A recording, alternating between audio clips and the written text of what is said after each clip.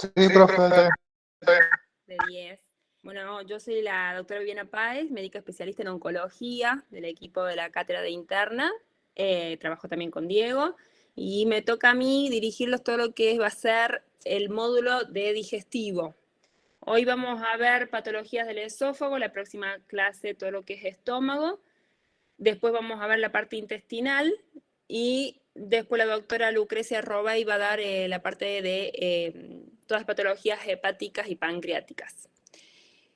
Vamos a arrancar con lo que es esófago, recordar muy rápidamente, acuérdense que es el tubo que une, es la parte del sistema digestivo que une la faringe y el estómago y que se encarga del paso del bolo alimenticio, que tiene una gran importancia lo que es la deglución. Si se acuerdan, era un órgano que medía aproximadamente 25 centímetros, por supuesto que en la niñez eso es de 6 a 10 centímetros y va creciendo justamente con la persona, y que desde la histología nosotros teníamos distintas capas en el esófago, de lo que era la mucosa, la submucosa, y de ahí teníamos lo que era la adventicia. Normalmente tiene un esfínter superior, que es el esfínter esofágico superior, que la función principal es evitar que entre aire junto con el bolo alimenticio, mientras que hay otro esfínter a nivel final del esófago, que es el esfínter esofágico inferior, que lo que hace es evitar que pase el contenido gástrico al esófago. Esto es lo que vamos a ver, son imágenes totalmente normales de una esofagografía con bario, donde podemos ver que hay ciertas impresiones que van a ser normales, como son las cricoideas, que se ve ahí con las flechitas amarillas, ¿sí? También del músculo cricofaringio, se puede ver la epiglotis, podemos ver algunas pequeñas bolsas laterales, todo normal. Y siempre en un esófago varitado tenemos que ver que es regular, liso, homogéneo. Una vez que pasa el bario, volvemos a hacer otra placa y en la placa se van a ver los pliegues normales que hay en el esófago. Acuérdense que esto es una luz virtual. Nosotros pensamos que es un tubo que está todo el tiempo abierto, pero realmente puede llegar a estar aplastado cuando no pasa ningún bolo alimenticio. Y esa mucosa normal se van a ver como esos pliegues alargados, uniformes, paralelos, sin alteraciones, ¿sí? Esto es para que recuerden cómo lo tendríamos que ver lo normal, porque a partir de ahora vamos a ver cómo se ve en cada patología. Un paciente cuando llega, ustedes no va a venir con el diagnóstico en la cabeza, tengo tal trastorno esofágico. Viene con síntomas, que es lo primero que se les va a presentar en un consultorio o en una guardia. Y los síntomas principales van a ser la disfagia, que es la dificultad para tragar, que puede ser progresiva para sólidos, semisólidos, líquidos. La odinofagia es el dolor para tragar, la pirosis, que es esa sensación de ardor, de quemazón, la regurgitación, que es el paso del alimento a la boca, un dolor torácico también, o el globo esofágico, que es como el nudo en la garganta que pueda referir el paciente. Profe, Sí. ¿sabe que el ¿Sabe doc que el doc podía podía grabar la grabar clase? la clase? No se preocupen porque hablé recién con Diego de que iba a ser imposible grabarla porque no pudimos conectarnos con el link de él, pero yo se la paso para que él la suba a la plataforma al PowerPoint, ¿sí? Eso quédense tranquilos que la vamos a pasar. Lo que es la clasificación, que esto sí es una pregunta de examen, de cómo le vamos a clasificar a las patologías, se las pueden clasificar de acuerdo a la localización o a la patogenia. Por la localización la vamos a dividir en 3. Algunos docentes le van a pedir que lo clasifiquen en las que corresponden al problemas del esfínter esofágico superior, o también lo podemos decir de patología de tipo cervical, que es toda la región faringoesofágica superior. Después tenemos la del cuerpo esofágico o torácico, que es de lo que es la parte superior, media e inferior del esófago, o la parte que corresponde a un problema del esófago, perdón, del esfínter esofágico inferior, que también lo podemos clasificar como abdominal, que es la unión gastroesofágica, ¿sí? De acuerdo al libro, a la bibliografía que ustedes estudien, pero se las tienen que saber de acuerdo a la altura del problema del esófago, cómo la vamos a clasificar, o sea, por localización. Y después por patogenia, las podemos diferenciar en lo que va a ser primarias y secundarias, primarias que son propias del esófago, secundarias que es otra patología con repercusión en el esófago, y a su vez lo podemos dividir en lo que son las inflamatorias, donde va a tener la clásica esofagitis de motilidad, donde la que predomina es la calasia, la infecciosa que ya vamos a ver, neoplasias y de tipos estructurales. La patología más común del esófago va a ser la enfermedad por reflujo gastroesofágico, ¿sí? ¿Qué es el reflujo gastroesofágico? Todos podemos haber tenido un reflujo gastroesofágico, que es el paso del contenido del estómago al esófago. Pero ¿cuándo se vuelve enfermedad? Se vuelve una enfermedad cuando esto es algo crónico, causa síntomas y hay complicaciones o daño tisular, ¿sí? Esto es una patología más frecuente en el occidente y vamos a ver que los síntomas principales del reflujo va a ser sobre todo lo que es la pirosis, ese ardor y esa regurgitación, que si las mantenemos con el tiempo causan las complicaciones que ya vamos a ver. ¿Cómo se puede producir? Generalmente vamos a ver que hay distintos factores de riesgo, pero principalmente va a ser que hay un aumento en la presión intraabdominal. Al haber un aumento en la presión intraabdominal, vamos a pensar en dos grandes factores, que es la obesidad y el embarazo. También puede haber una disfunción de ese esfínter que hablábamos, que está en el esófago, en la parte inferior, donde permite ciertas relajaciones transitorias y hace que de esa forma ese contenido del estómago vuelva para el esófago. A veces puede haber un retraso en el vaciamiento gástrico, o sea que el estómago por algún motivo se demora en vaciarse, entonces al estar lleno va a aumentar esa posibilidad de volver ese contenido al esófago, o también que pase lo contrario, que haya una reducción del aclaramiento del esófago, o sea que el esófago sea el que tarde en vaciarse porque hay menos saliva, porque tiene un peristatismo más débil y es más propenso de esa forma a que haya ese reflujo. Las manifestaciones clínicas, esto vamos a ver que hay una clasificación de Montreal en los síntomas, los vamos a dividir en los que son los esofágicos y de los extraesofágicos. Los esofágicos, ya dijimos el principal, la pirosis, es ese ardor que va a decir el paciente me arde, me duele, o sea que también puede tener odinofagia, va a tener esa regurgitación, esa sensación de ácido en la boca, y una disfagia progresiva si no hacemos nada, porque por supuesto íbamos a tener esas complicaciones, esos daños tisulares. Los síntomas extraesofágicos, un paciente que puede tener tos, sobre todo de tipo nocturna, crónica, laringitis, una disfonía, asma, que es muy difícil de controlar, y ese dolor torácico que es atípico, distinto de los otros dolores torácicos. El diagnóstico principalmente va a ser clínico. Cuando el paciente viene y refiere todos estos síntomas, ustedes dicen, bueno, podemos estar frente a un reflujo gastroesofágico. Entonces, muchas veces es un paciente que no lo vamos a llevar inmediatamente a estudios de imágenes.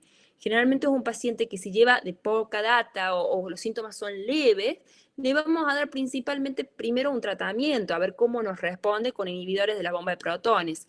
Y cuando responden a eso, confirmamos el diagnóstico, no tiene más síntomas, el paciente revierte la sintomatología, podemos continuar.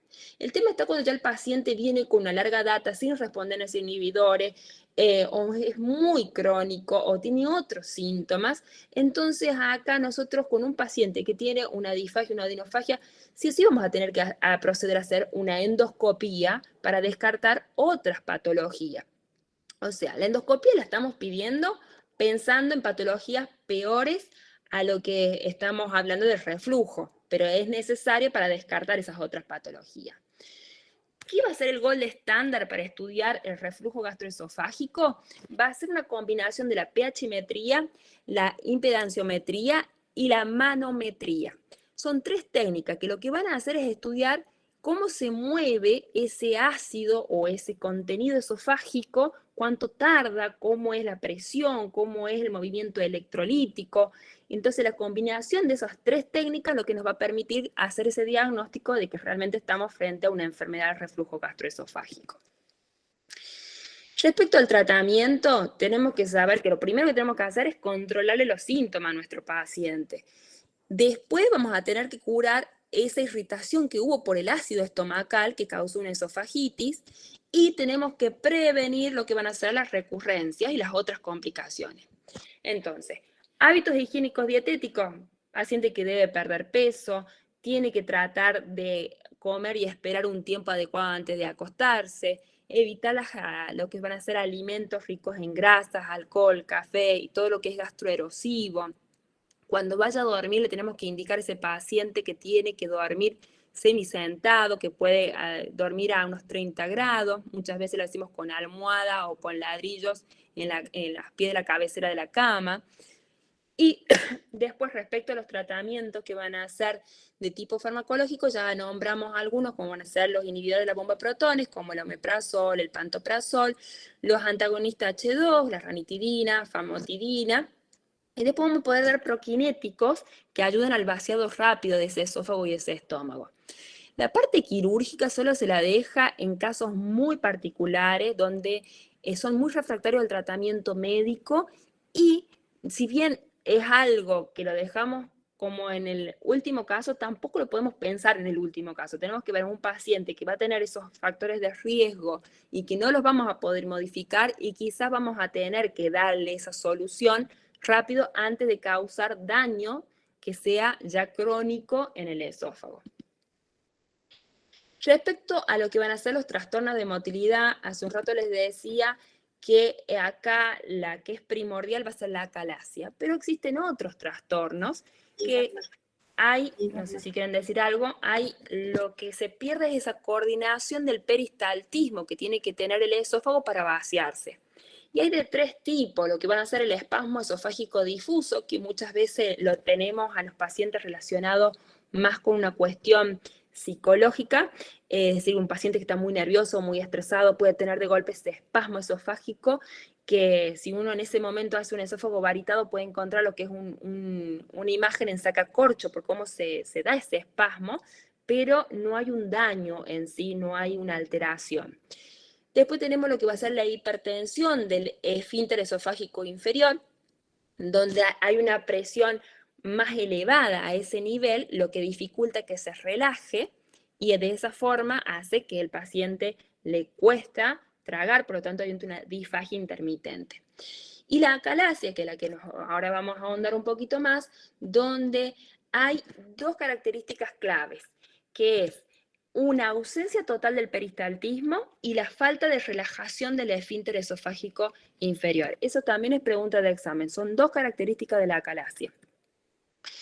Respecto a la patogenia, si bien hasta hace tiempo veníamos diciendo que no se conocía por qué se producía la acalasia, hoy se sabe que tiene que ver con una pérdida a nivel de las neuronas en el plexo de Auerbach, donde lo que van perdiendo ciertos neurotransmisores y provocan esa falta de peristaltismo y esas, lo que es el óxido nítrico, por ejemplo, y el BIP, que son necesarios para la relajación del esfínter esofágico. No es, gracias a Dios, una patología tan frecuente, es una cada 100.000, no hay diferencia entre el hombre y la mujer, pero sí es una patología que se da en la edad media, entre los 25 y 60 años. Está relacionado con un aumento en la incidencia del cáncer, por eso ante un trastorno de este tipo tenemos que seguir en el diagnóstico. Respecto a la clínica que va a presentar este paciente, ya dijimos, va a ser por supuesto una disfagia progresiva, regurgitación porque cuesta que se vacíe el esófago, ese dolor torácico porque trata de pasar la comida y no puede, un paciente que ante esa disfagia va a empezar a perder peso o pueden aparecer los síntomas respiratorios. Ya el método de diagnóstico va a ser el gol estándar la manometría, porque dijimos que faltaba la relajación del esfínter esofágico inferior. ¿Y quién lo va a medir? La manometría. Por supuesto que podemos hacer una esofagografía con bario, donde hay una característica que es, si ustedes pueden ver acá, lo que es el pico de pájaro. Vamos a ver una dilatación del esófago y cómo se estrecha a nivel del esófago, del esfínter esofágico inferior, haciendo esta característica imagen del pico de pájaro. También ante una disfagia sepan que vamos a tener que hacer la endoscopía, pero esto es meramente por la disfagia que tiene el paciente, no como método de diagnóstico de la acalasia porque no nos va a aportar absolutamente nada. Y en cuanto al tratamiento, se pueden poner stents, se pueden hacer dilataciones barométricas, poner toxinas abotulínica o también ya hacer una excisión más tipo quirúrgica para directamente hacer que ya pierda todo tipo de presión ese esfínter. La esofagitis, que es la inflamación del tejido esofágico, vamos a ver que hay distintas causas. La esofagitis péptica, que está asociada, por lo que venimos hablando, del reflujo gastroesofágico crónico, que es irritación del ácido permanente. También tenemos esofagitis de tipo infeccioso, que la principal es la de cándida, pero también hay otros microorganismos como el herpes, el virus de citomegalovirus también, y sobre todo esto se dan en los pacientes inmunocomprometidos, los pacientes oncológicos que están recibiendo tratamiento, que son más propensos a desarrollar este tipo de enfermedades. Después tenemos las traumáticas o iatrogénicas, las que nosotros mismos podemos llegar a causar al colocar una sonda nasogástrica o en el momento de hacer una radioterapia, o que el paciente está tomando muchas tabletas o muchas cápsulas, que eso va a causar esa irritación, o ese paciente que tomó soda cáustica, lavandina o algún irritante que provocó esa esofagitis ya de tipo permanente. Hay causas idiopáticas, como son las enfermedades de injertos versus la enfermedad del huésped, la pentijoide, la pseudodiverticulosis, y acá también entra como idiopática, y en algunos van a ver que lo dividen, lo que es la esofagitis eosinofílica. Vuelvo un poco a ahondar más sobre lo que son los factores de riesgo. Acuérdense que ya dijimos que la principal causa de esofagitis va a ser por el reflujo, por esa enfermedad gastroesofágica. Entonces, factores de riesgo, todo lo que provoque el reflujo gastroesofágico, el aumento. Y también acuérdense los que estaban inducidos por drogas y las infecciosas. La clínica de la esofagitis, sepan que principalmente va a ser la disfagia y la odinofagia, ¿sí? También puede haber la pirosis, ese dolor epigástrico torácico, un paciente que puede acompañar con náusea, vómito, anorexia, pérdida de peso, y en los casos que hay mayor irritación, donde podemos llegar a una enfermedad de tipo ulcerosa, puede aparecer la hematemesis. Método diagnóstico que vamos a hacer en este paciente, ya dijimos, cuando haya disfagia sí o sí vamos a terminar en una endoscopía, que va a ser nuestro estudio inicial, donde vamos a ver esa alteración a nivel del epitelio, del esófago, y donde nosotros vamos a tener que tomar muestras biopsias siempre para poder analizar. También podemos, por supuesto, hacer un esófago con bario, una esofagografía con bario. Y vamos a ver, si hacemos la endoscopía, que va a ser el método, cómo vamos a encontrar esos cambios en el epitelio, y esa biopsia es muy importante para que nos confirme cuál es la etiología, a partir de qué, para poder de así, de esa forma, tratar el factor de riesgo, el factor que está provocando la esofagitis. Fíjense lo que podemos ver con una esofagografía con bario. La característica de la esofagitis va a ser justamente ver lo que era, ¿se acuerdan que nosotros veíamos hace un rato un esófago normal, con los pliegues bien lineales, paralelos? De golpe eso ya se pierde, se ve un edema de lo que es el epitelio, la parte de la mucosa del esófago, y cómo la vamos a ver con esa granulosa, ¿sí? Ya no tenemos esos pliegues lineales que veíamos antes. También podemos llegar a ver ya úlceras en enfermedades avanzadas, ¿sí? Y en algunos casos ya hay lesiones como son las plaquitas de las cándidas albicans, que podemos ver que falta el relleno, del bario a ese nivel. Estas son las ya más causadas, vemos como hay una estenosis, como ya hay otro tipo de alteración, y esto es una esofagitis por radiación. El esófago de Barrett, si se acuerdan también, o sea, bien cómo todas las patologías del esófago se van relacionando una con otra. Decíamos reflujo gastroesofágico, esto cómo pasa el contenido, puede causar una esofagitis. Bueno, y este epitelio que está todo el tiempo siendo lacerado, lastimado, y va a cambiar. Normalmente va a pasar de un epitelio que es más sensible, como es el epitelio del esófago, a un epitelio más resistente, metaplásico. Eso es lo que nosotros denominamos la metaplasia, que da lugar al esófago de Barrett. ¿Qué pasa? Que el esófago de Barrett está más relacionado con esa metaplasia, con ese afán del epitelio de cambiarse y volverse más resistente, que puede mutar y desarrollar cánceres, ¿sí? Entonces, un paciente con un esófago de Barrett va a tener un 30-40% más de probabilidad de desarrollar un cáncer de esófago. ¿Cómo vamos a hacer el diagnóstico? El gol estándar del esófago de Barrett va a ser la endoscopía con la toma de la muestra biopsia. Cuando nosotros encontramos un esófago de Barrett y sabemos que este riesgo ha aumentado el desarrollo de cáncer, sabemos que es un paciente que vamos a tener que pedirle endoscopías seriadas. Cada 3 o 5 años se tiene que estar repitiendo la endoscopía. El tratamiento, por supuesto, va a ser tratar la causa, que si era este reflujo gastroesofágico, utiliza tratamiento médico para disminuir ese reflujo. Y si continúa, también nosotros lo que podemos hacer ya son los tratamientos quirúrgicos, hacer una extirpación de lo que es esa mucosa ya dañada para evitar que desarrolle el cáncer. Acá vamos a ver lo que nosotros podemos ver en una esofagografía de bario. ¿Cuál es el patrón característico que más nos llama la atención en un esófago de Barrett? Va a ser el patrón reticular, ¿sí? Es como una red. Y a su vez también podemos ver ya estenosis que se pueden producir y se ven como tipo anillitos, ¿sí?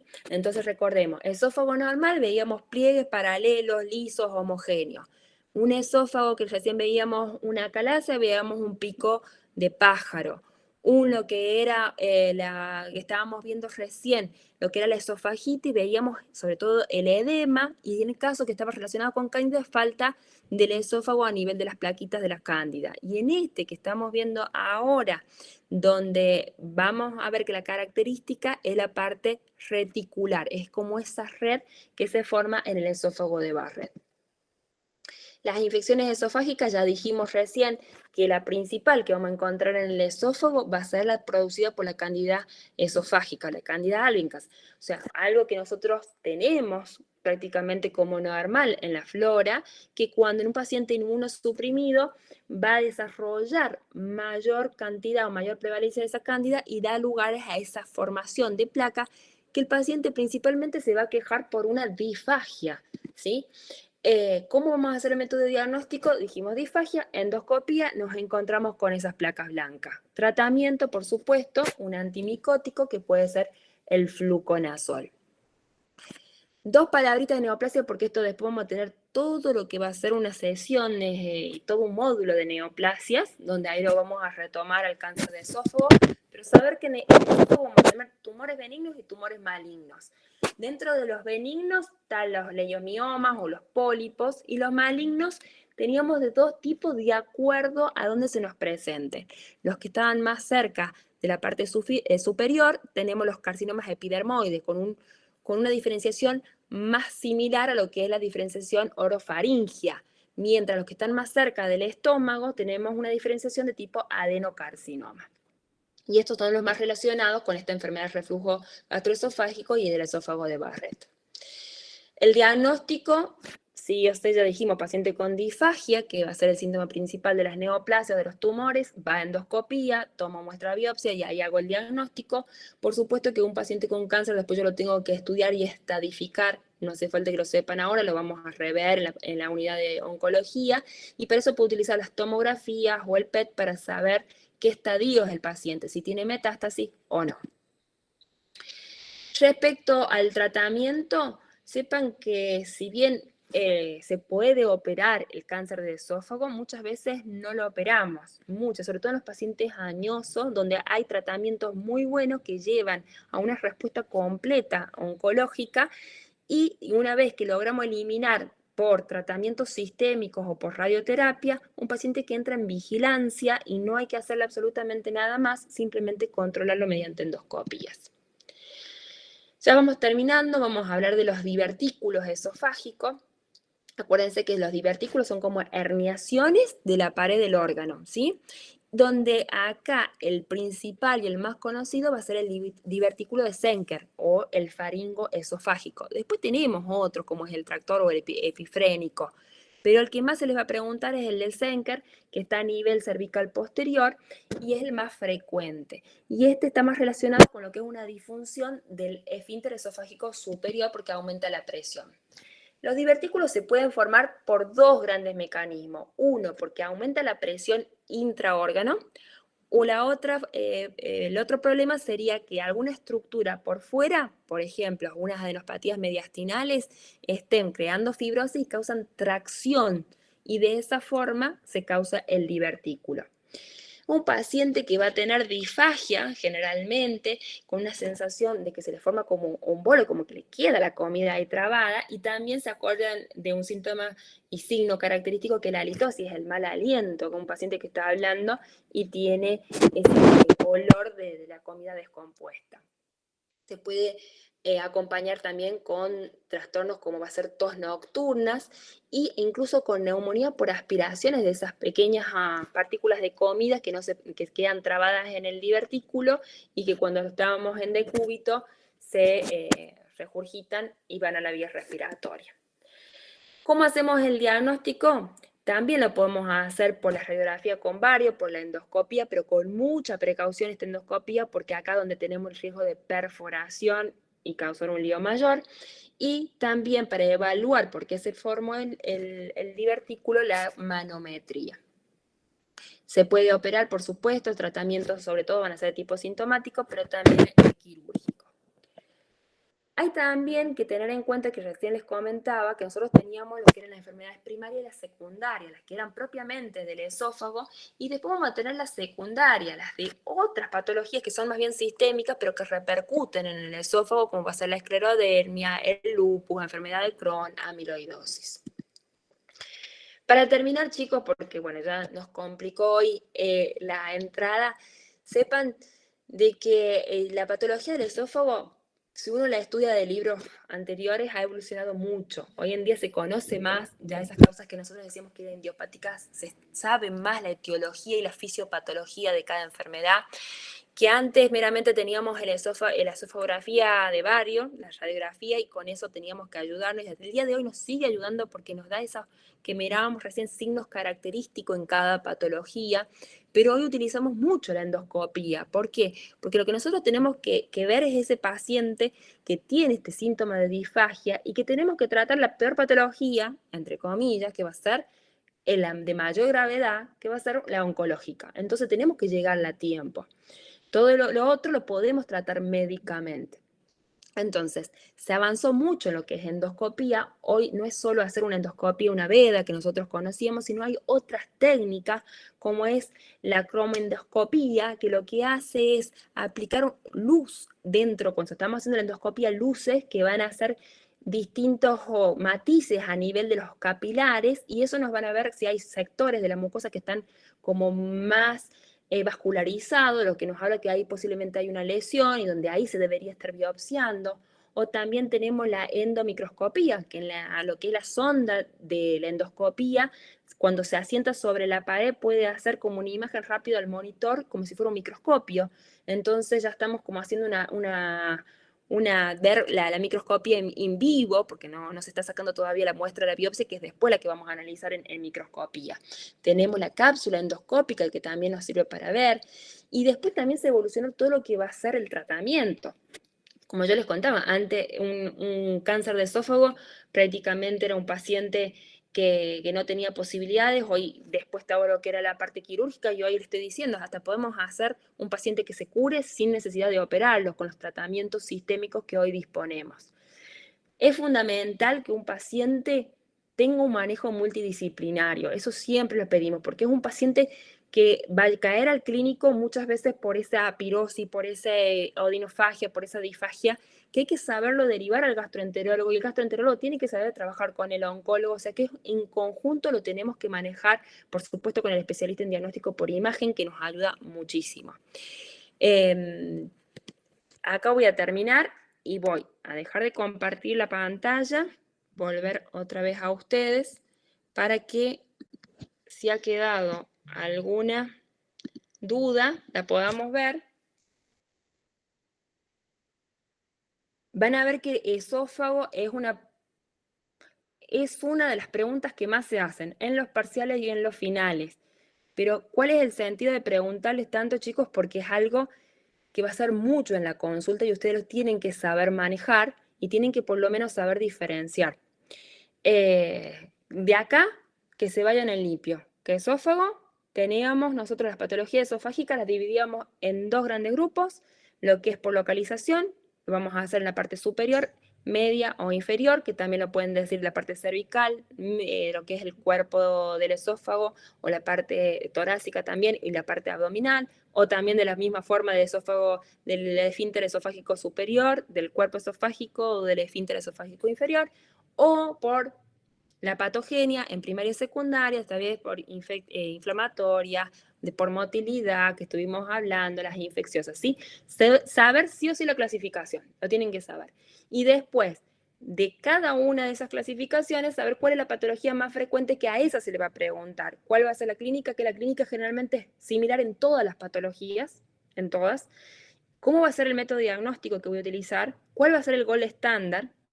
A cuál se le tiene que pedir esto, a cuál no se le tiene que pedir aquello. Y algunos doctores todavía en los finales les van a preguntar, por eso me detuve a explicárselo, cómo se ve en un esófago varitado. ¿Por qué?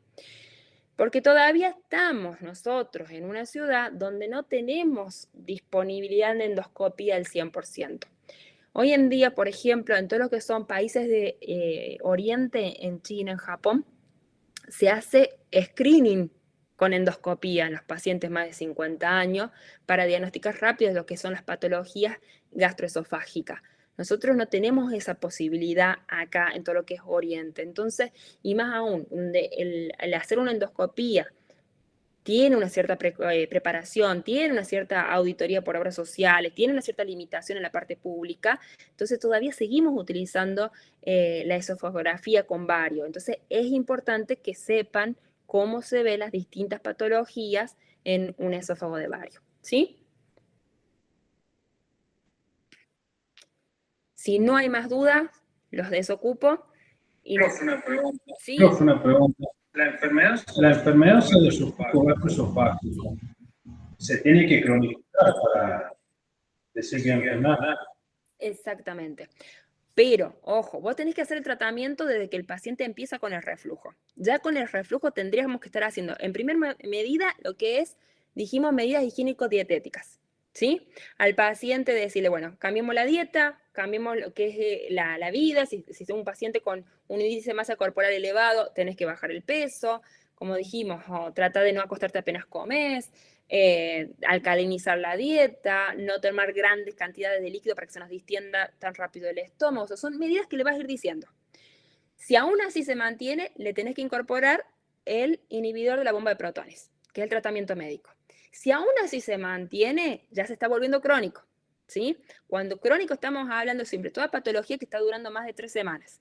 Cuando una enfermedad se está volviendo crónica, ahí es donde estamos frente a una enfermedad del reflujo gastroesofágico, donde el síntoma es crónico y donde si nosotros investigamos ya puede estar causando complicaciones a nivel del epitelio, ¿sí? Esa esofagitis que decíamos, no es que el reflujo inmediatamente va a causar un cáncer, ¿sí? Generalmente causa una esofagitis crónica que va a terminar quizás en un esófago Barrett, que va a terminar después en un cáncer, si no cortamos esa cadena desde el inicio del síntoma.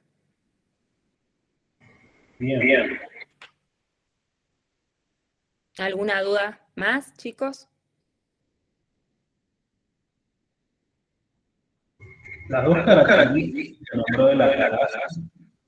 Sí, las dos características. Pregunta de examen, va a estar seguro en los parciales, seguro en los finales. Dos características. La acalasia se define por que hay una pérdida total del peristaltismo, ¿sí? Acuérdense del peristaltismo, que era esas contracciones que tenía la musculatura lisa que hace que avance el bolo alimenticio desde de la faringe al estómago. Por supuesto que va a estar el peristaltismo intestinal, estamos hablando del peristaltismo esofágico puramente. Se pierde, no hay nada, no se mueve. Chau, listo. No hay peristaltismo, una ausencia total del peristaltismo y un aumento de la presión del esfínter esofágico inferior. O sea, no hay cómo transite y encima estoy presionando para que no salga. ¿Sí? Eso es lo que produce la acalasia. Esa es la definición de acalasia. Ahora, la fisiopatología, que si vamos a libros viejos, van a ver, no se sabe, no se conoce, hoy se ahondó y se sabe que hay una pérdida neuronal a nivel del plexo de Auerbach, ¿sí? Cuando hay alteración en esos neurotransmisores que hacen que funcione ese peristaltismo y que se relaje ese esfínter. Bien, gracias. Perfecto. ¿Alguna otra duda que quieran de esófago? El jueves nos vamos a ver con estómago. ¿sí? Profe, ¿puedo explicar? Otra vez que no se escuchó bien la pregunta.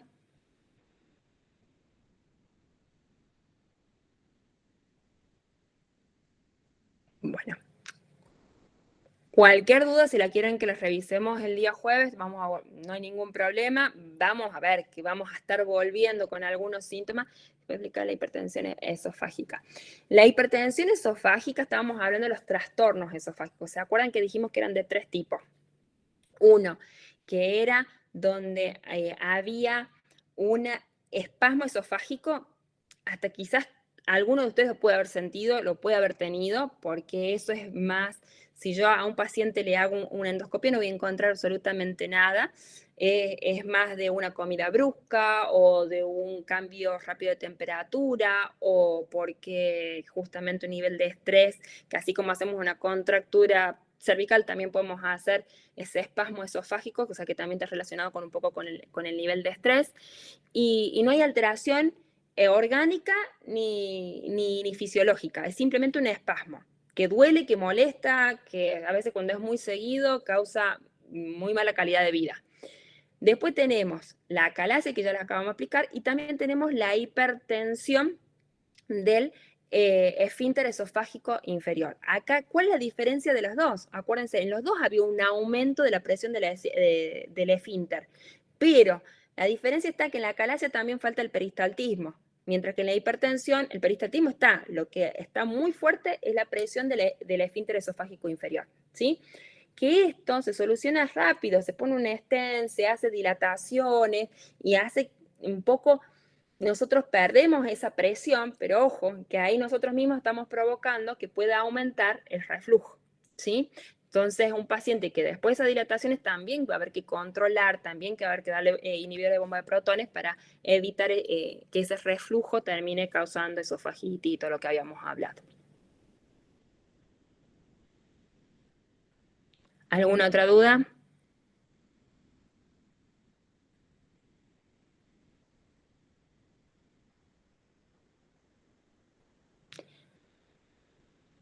Bueno, cualquier cosa, ya les dije el jueves, vamos a volver, vamos a ver que vamos a repetir algunos síntomas porque vamos a entrar a todo lo que es la patología gástrica, que comparte muchos síntomas con la esofágica, pero ahí nos vamos a centrar más en estómago y si hay alguna duda que quedó por ahí en el tintero o queremos saberlo, lo hablamos el jueves, ¿sí? ¿Estamos? Nos vemos el jueves entonces para estómago. ¿Sí? Chao, chicos. No sé si había alguna pregunta.